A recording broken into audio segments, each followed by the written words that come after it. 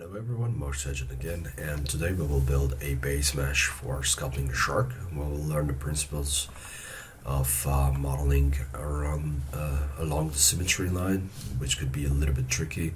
Time to time we'll use basically simple tools like loop cut, inset, extrusion, and some modifiers like the subdivision modifier and the mirror modifier, of course. So first of all, starting with a simple cube. Now in the scene we have a length set to centimeters, so this would be about a couple of meters long, maybe 5-6, and of course we have the floor, the grid scale set to 0.01. So we are starting from here, Shift A, M, and C to create a cube, and this cube is set to 100 centimeters. So you can also open this up, and right away press the tab to enter edit mode and select this phase number 3. So if you're not in the phase mode, number 3 is for that G and Y axis, x-axis, and move it relatively close to the line of symmetry. The reason we do this is this will be the half that we are modeling on, and sometimes it's easier to visually see things if there's no overhang. Okay, so it's exactly a half that we are modeling, and it's easier to keep track of some changes. Later on you will see yourself. So if you don't have the panel open, just use N to open it up, and when the face was selected I was setting it to 0. Okay, so that's what I did. Alright, you can also use backspace to 0 the value in this case. Alright, so here we are. Now going back to edit mode, scaling on the green y-axis, and I will scale it up to 3 times. That's it for now. And what we need a couple segments here and there, and then we will move on with the details. Alright, so go back to edit mode, Ctrl R, loop cut, and how many we want now. So this will be here, this here, this here, this one, and probably the head part. So I'm fine with these resolution. So I have 4 new loops, and no, I don't want to switch or change anything yet. Okay, so what to do? Go to the left viewport, which one's control numpad 3. So this is numpad 3, and we can make it see-through, Alt Z, and go to vertex mode. And right now I will just trace this. So G and move, and G and move it somewhere here, G and move it up, G and move it up, G and move it somewhere there. Okay, I'm off of it.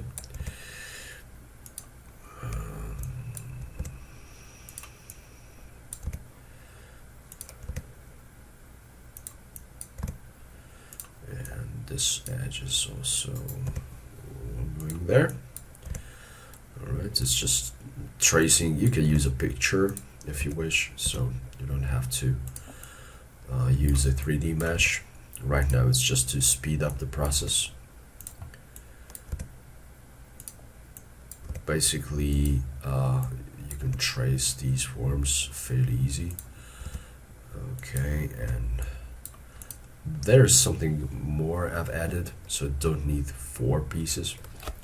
No problem. All set. We can actually remove those by simply selecting number 2 and selecting an edge, and Alt clicking, it will select the loop. Now if you just press X and you going to delete these edges, it will create this crazy thing, which one is kind of a complete mess that destroys the faces, but it keeps some edges on the way. Now instead of that, we will do the Control X type of remove, which one is dissolving. Now dissolving is removing edges and vertices as well, so it just makes the mesh keep it continuous and without going any trouble. So Control and numpad 3, and I will go back to edge mode, vertex mode, and move these and select this one and G, and this is it. So So this is where we are now at the stage. Go to the perspective, and this is fairly thin. Now the reason it is, this top part, this top polygon is actually this polygon here, for example. So this polygon here will be here, this one will be there. So it means we have missing side polygons. So we don't have those yet, but we will add them soon. All right, now how to add those? We can select Control R and loop cut it by 2 times. Okay, so now we have these. Honestly, if I'm going to the normal view, we can now test things out. All right, so there's not much 3D shape. We can actually create some 3D shape by going to edit mode and the G, and on the x-axis moving slightly to add some thickness. And at this stage I will go to add the mirror modifier, and right away it's mirrored in the x-axis. I can turn on X, bisect to cut, and flip, because this is what we want. And it may not perfectly, but we will see. Now this is important, even if you're not using constantly. It's a good idea to use subdivision surface, because subdivision surface can show if there is an error along the line of symmetry. All right, so keep that in mind. The reason we are using this is, first of all, in the end we will use it, but it's great for validating if our work is okay or not. So here's this point, for example, and I can just move it away, and if there is an error like this, so it opens up, the subdivision modifier will show it in quite a great details. Right, so here's, this one is welding now, this was okay, but if there's a slight error, you will see the mesh is not intact anymore. It's not a full closed mesh. Okay, so here we are, and now it's time to develop further. All right, so going to the left viewport, let me turn off the visibility inside the viewport, go to number 3, and we will extrude the head from here, so we can add one more level. All right, so this is basically what we do now. So where are the fins? Let me show that. So here, this will be the fin area. For the side fins, we have one more step that I've just removed, but we have one more step. Alright, so now you know how to remove one thing. We'll extrude one and then start the head and the jaw. Alright, so on number 3, and selecting these, I'm holding the Control and E because it's a simple extrusion, and going to left viewport and just using the scale, for example, S, and scaling on the Z-axis only, and maybe rotate on this one and pulling back. So this tool I'm using is the transformation tool. If you press shift space, by default it will bring up this dialog. In my case, I've flipped and switched the hotkeys, so that is the space bar in my case, and shift space is starting the timeline. Okay, let me leave this one and select the head. So that will be extruded. The one step, that will be the eyes. Another step, it will be the nose area. Maybe I should use a scale on this axis. Maybe this one as well. And be careful, because when we are using something like this, it will actually shrink and create a gap. So this is why it's a good idea to always go back and rotate. And there we are now, it's working fine. Let me check this. So subdivision is working fine, and another extrusion to the nose, and scaling it as well, and scaling in this direction as well, and just moving it closer, and maybe lifting this up a little bit. Okay, and rotate just to get that look. Okay, so this was a little bit flat. So what does it mean when we turn this on? This is not a nice rounded stuff. Usually when you have these sets, usually you want to keep this inside edge higher. Let me show it in the front. Right, so to create an arc, it's like a stop sign. Right, so these steps are somewhat describing a spherical shape. So to quickly do this, I will use the edge mode and alt clicking, select this entire edge and slightly move it down, and this adds a nice roundness. Let me show it in action. So what it does, it just adds more roundness. We can even move it a little bit closer to the center, and now it's much more believable. Yeah, let me leave it, and here we have an error. So what's happening now is when we're turning on this one, there's a split in here. Now before I do care of that, let me turn off the mirror and look at here. So these inside faces can cause some trouble. Not all the time, it's not a necessity, but many cases. Holding the control, selecting this one, and control shift, and maybe this, control shift, and maybe this. Alright, so this is a nice, neat way to quickly select the entire part. And X to remove them. Alright, so completely remove them. And now let me turn this back on, and we can change the bisect distance and increase it, and it will valid on occasion. Alright, so that it works nice because the bisect is set to a higher value. Alright, but if we keep it at relatively low, like 0.1, we have to make sure that the actual point is set to 0, for example. Type in, you can do this with edges or whatever on the x-axis. So this is one neat way to fix things. Alright, let me turn off the subdivision and going back and select the mouth part. So the bottom part, the jaw, number 3, select this one, E to extrude one step, E to extrude another one, and E to extrude another one. Alright, so I was a little bit greedy here, so I was just pushing too much, but still have to, I still can to go back. Alright, and be careful every time you extrude something new, and this is what I want to show right away. It will generate polygons on the inside as well, so you have to go back and visit time to time and delete these. It's not a necessity, but I would like to do it because later on it can cause some troubles if there's leftover polygons in here and there. That may be a little bit messy, but that's just my preference. So let me go to the control number 3 and alt Z to make it see-through, and just in point mode and selecting these, and I will go with the simple selection and the G because we are in the side view. So when we are in the side view, we don't have to worry about the grab is being somewhat too easy to move away points in all dimensions, because you know when you are in 3D mode, like the 3D perspective viewport, if you're selecting a point and you press G, it's moving like in all directions. Can you see the values? It's moving in all directions.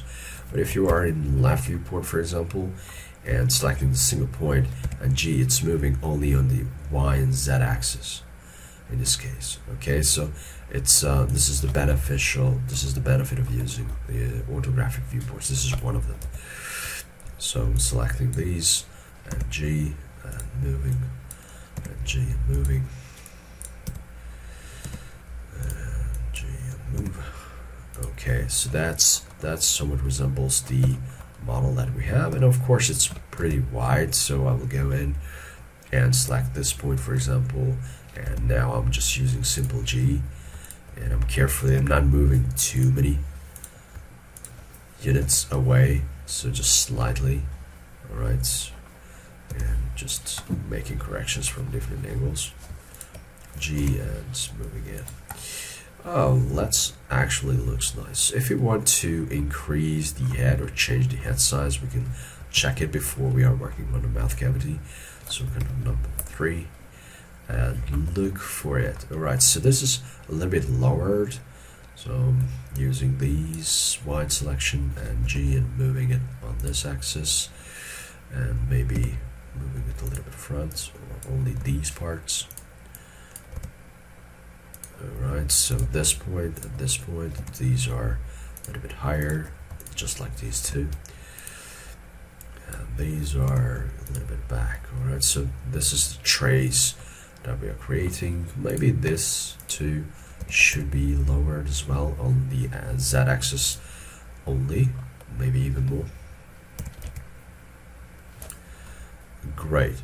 Now apply the subdivision modifier and see it. So I've pressed Alt Z, and can you see the main difference? If I do select this guy and apply a modifier like the subdivision surface, and even if I'm increasing it at 2, can you see how sharp it is? Alright, so this area is pretty sharp. Here, even if I increase it, it's not that sharp. So the reason it's happening because we have more geometry here. The geometry is more dense. So we can add the density by using an inset. So that's what we'll do. But inset can generate some things along the line of symmetry, especially if you have only one half. So let me see that. Let me show it to you. Here we are, and I'm using my hotkey Alt E in object mode and sculpting mode to show the wires, which was really helpful. So let me show it. So in the viewport overlays, wireframe, right click, and my shortcut is, again, it's Alt E. So you can also add it to quick favorites. And what does it mean? If you press Q, it will bring up wireframe, and as you see, this is my hotkey assigned to wireframe. Alright, so but you can use quick favorites as well. Alright, so here we are, and to make the mouth a little bit sharper when Turbo Smooth is applied, subdivision modifier, yeah, a couple years of 3ds Max coming in. Back to edit mode, select the polygon faces, so face, and control and shift click, and everything is going along nicely. This one I can't really select, because it's just a mirrored version, mirrored part, and I'm using I. Now my mouse cursor is a little bit far from here, using I and just making this inset, and this inset will actually just right away, let me show this, so it's nice and sharp. The problem is that it's nice and sharp also here. If you get confused about subdivision, usually it's better if you just turn off optimal display. So let me turn this off and use Alt E. Yeah, we are in edit mode. So this is what happens. It divides here as well because of inset. So let me go back and turn off this. And what we can do is, let me turn off the mirror function. And these polygons are causing problems. So number 3, select this one, and Control Shift and select this one. So this is a polygon stripe I have selected. And guess what? I will remove those. X and delete faces. I will also remove these because I don't need them anymore. Be careful when you are removing polygons, because if you are not experienced with this, and yeah, you may be a beginner, it's easy to select a polygon and delete that's actually needed. Okay, so let me hit X and you delete, but it's easy. You can select it from the other side as well, and if you experience a cavity, that may cause problem. So please, when you are making your selections, before you performing the delete, rotate around, check your model, make sure that your selection is right. Okay, now when we are applying symmetry, this is what happens. Now we have a slash, we have a gap in here, but don't worry. What we do need is just select these edges. So we are in edge mode, alt clicking, and actually it's selecting all around, so it's too much. Let me leave and select manually. So I'm holding the shift key and select these edges manually. And these edges are just need to be reset to 0 on the x-axis. And there we are. And when I apply this mirror, this is what happens. So it's a nice all running inset. Works perfectly. We can actually select some points here to just clean up the mesh, and there we are. Okay, I was accidentally moving this. This is what happens if you're using grab without restrictions, so I had to go back and check it myself here as well to make sure it's welding. Okay, what else? It's not really a big issue, but if you plan to open the mouth later on, or you want to create a realistic look, you may want to go to face mode and select this tiny face inside and push it in by an extrusion. So let me show this. So what we did is, here's the face, E to extrude along normals, and I'm pressing my transform button, and just I like to use transformations when it's not that much clear how much and where I should move this guy. So that's how it goes. Alt Z, and again applying the subdivision modifier. Now we have a kind of a cavity, and if you want to increase the cavity, you can pull it back further anytime. All right, so there we are. We're progressing pretty well. What we do need is maybe the tail, okay, and then we will go and focus on the fins. Okay, so how to do and deal with the tail. Right, now this is a little, quite a thick shark. Okay, so before we are actually start extruding and progressing forwards, it's much better if we are just regulating this guy a little bit.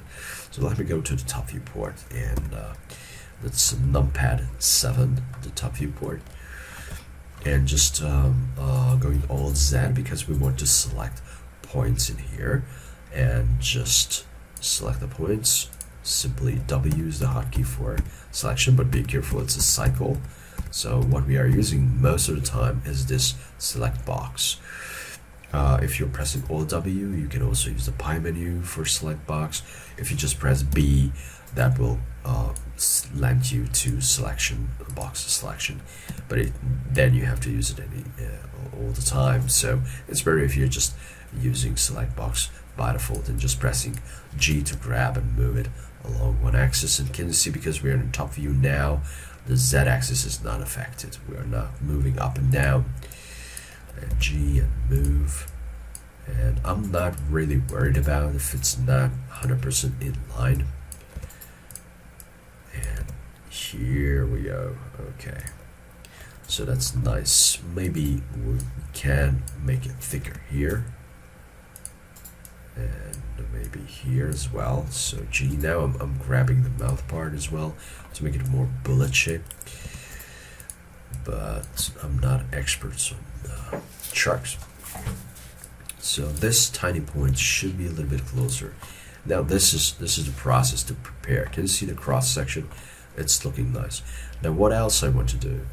The top one is already modified. So if we are looking from the front view, that's number 1 is the front view and the numpad.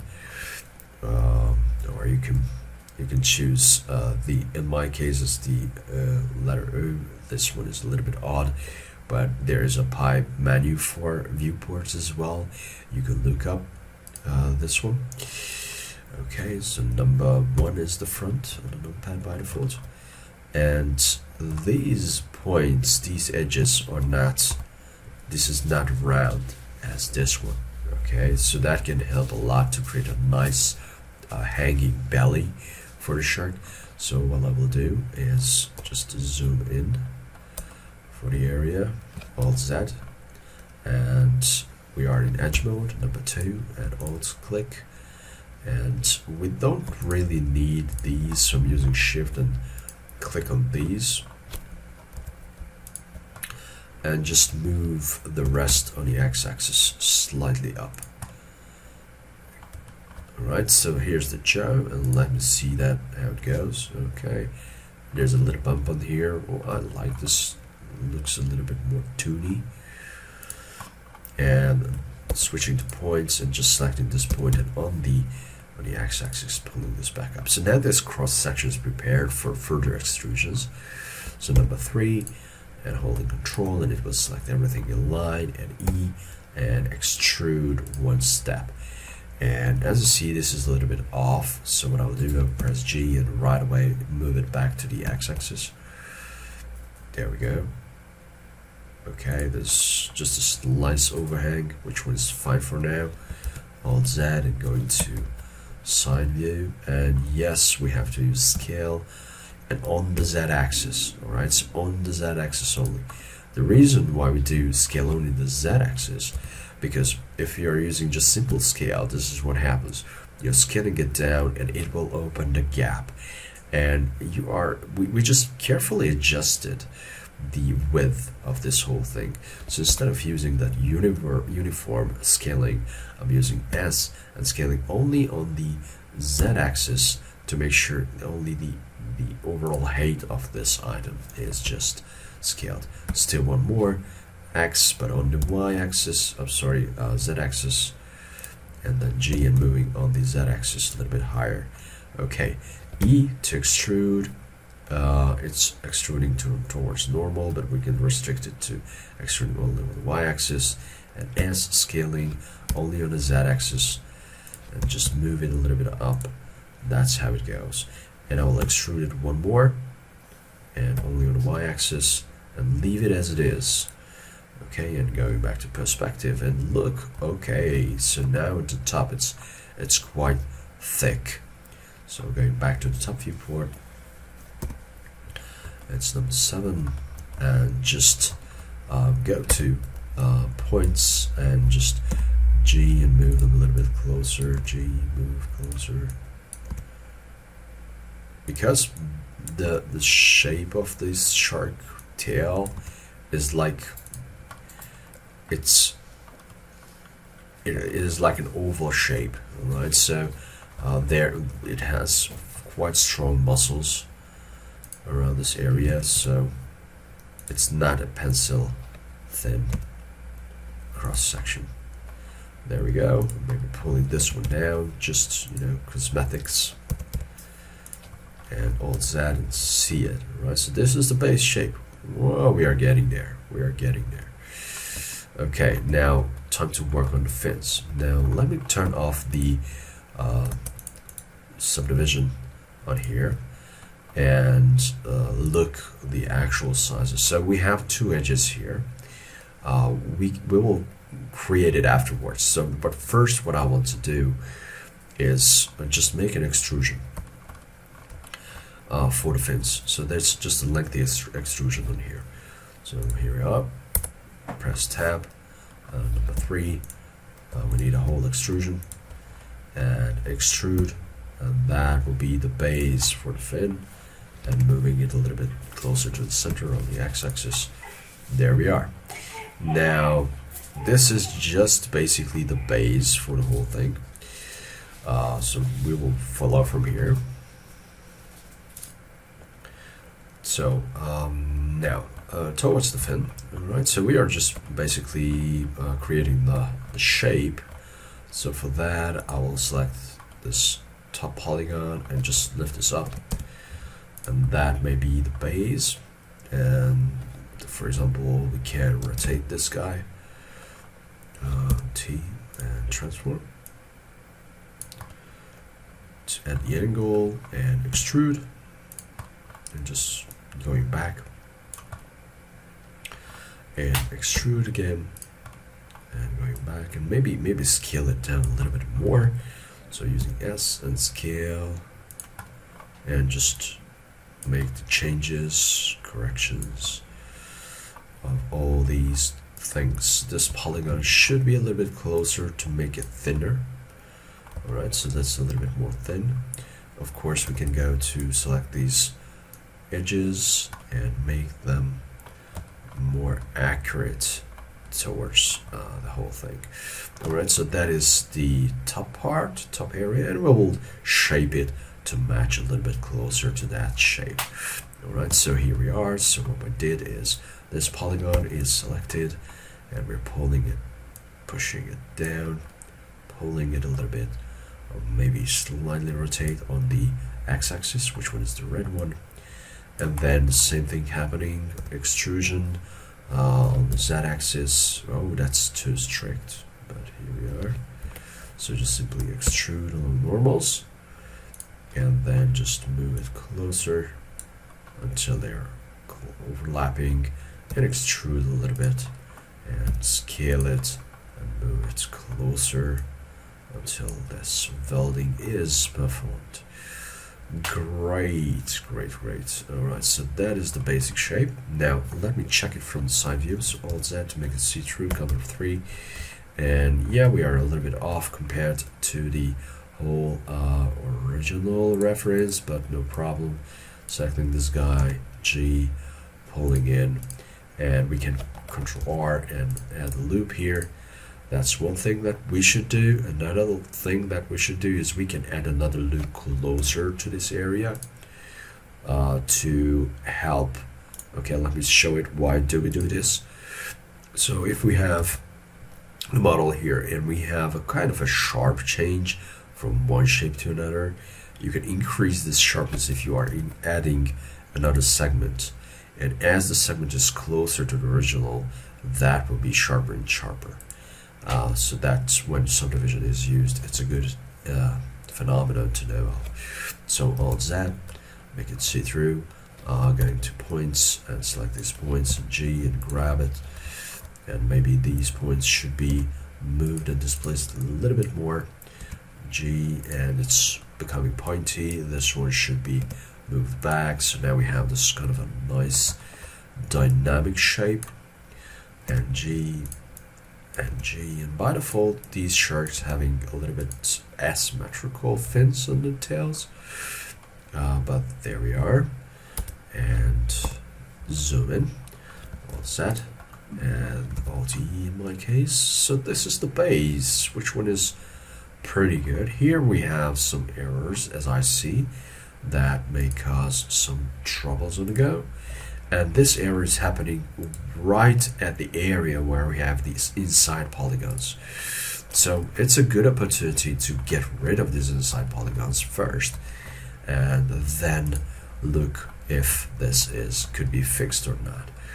So polygons, go back to edit mode, polygon level, number 3, faces, and control, just like all these, and we're looking for maybe this one. Now it's too much, so control and select these guys and just hit X to delete these faces and look for the Velda now. And here we are, and it's just Alt E to make it in the edit mode. So I'm in the edit mode and there's no artifacts, right?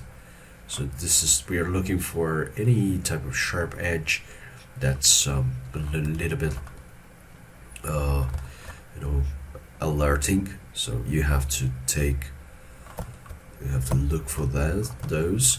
We can sharpen this area a little bit more by going back to and Alt E and number 1 in edit mode to select these vertices and just pulling them like this. So I won't do it for every part, but this is what I do basically, just pulling this back and just moving it to make sure that this is not as wide. Okay.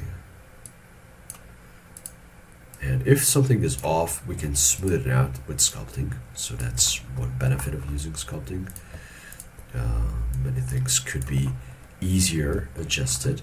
And of course it's way too thick, so to simplify this thickness and change the thickness easily is I will go to face mode, hold down, press Control, and just scale it along the x-axis by using S and X and scale it, and then just G and X move and move until they weld. Okay, so if you have so many points to adjust simultaneously, sometimes it is the easiest way. Now here I've created a gap, so I have to go and check it by myself. Is this one is set to a proper value?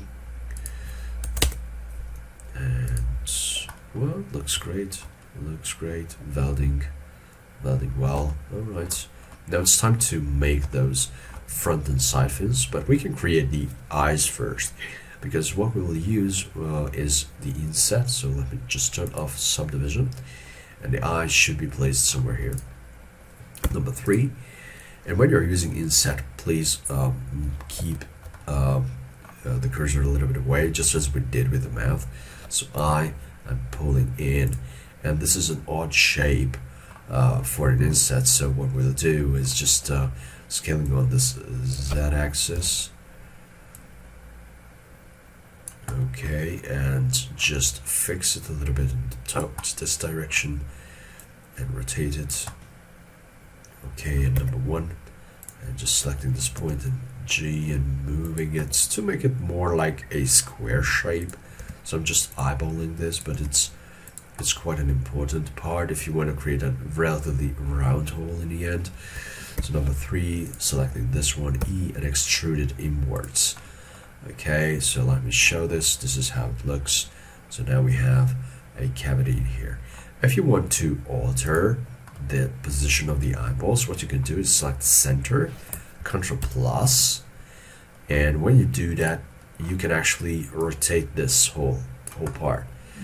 Okay, you can pull it in and out, so that helps a lot. Sometimes it's easier to do it here when it's sculpting, but so that's what we should know of. Okay, I like it this way, so I will leave it as it is. Pull it a little bit back, pull up a bit, and maybe rotate it. And yes, we can use scale as well, so if eyes are a little bit smaller, you can scale it up and down. And this is what we do basically, so scale up and down, and move and rotate the whole bunch of polygons. So this is center, and Ctrl+ to grow, Ctrl- to shrink. Okay, now moving back to the back fin. So this is in the center, so it will be a little bit tricky. I will use inset first, but inset creates this, this additional polygon here. So let me scale this up on the y-axis. It could be, yeah, something like this, and this polygon should be deleted, and this polygon should be moved to the center until it welds. And when we have that, look for the orientation, which was great. Just pulling it a little bit up and extrude it once. Make the corrections. We can even go to the side view, Ctrl+3, and just move it, even rotate it around, and E and extrude, and go to the front view or top view, and just make the changes. It's easier if you make the corrections right away. Sometimes, so for example, we are in edge mode now and moving this closer, this one as well, because when you are dealing and making your adjustments in the beginning, it will be a little bit easier for the rest, and you get a better picture of what you are doing. So this center edge should be pulled. So I'm selecting these edges now and pulling them. Great. Okay, I'm looking for the left viewport, and Alt Z to make it see-through, and number 1 because we're dealing with the points, and G and pulling the points in. G and pulling the points in. There we are, and Alt Z, make it visible again.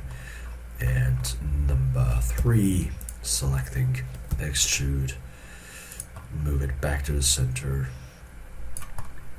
and maybe there will be one more finishing extrusion, but let me check it. So got the number 3, Alt Z to make it see-through, and what I do is just G, moving this one, scaling on the z-axis, sorry, x-axis, y, and just that's it.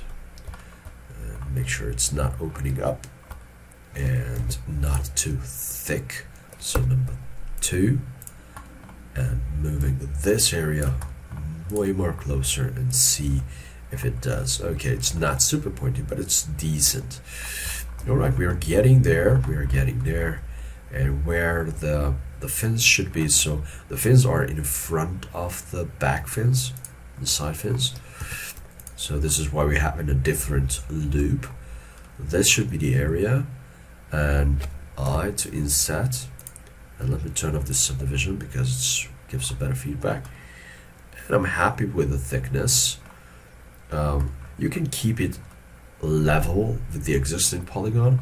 What I like to do is just pull this a little bit, right? So just have a kind of a base, because a little bit of a transformation can add a cleaner result.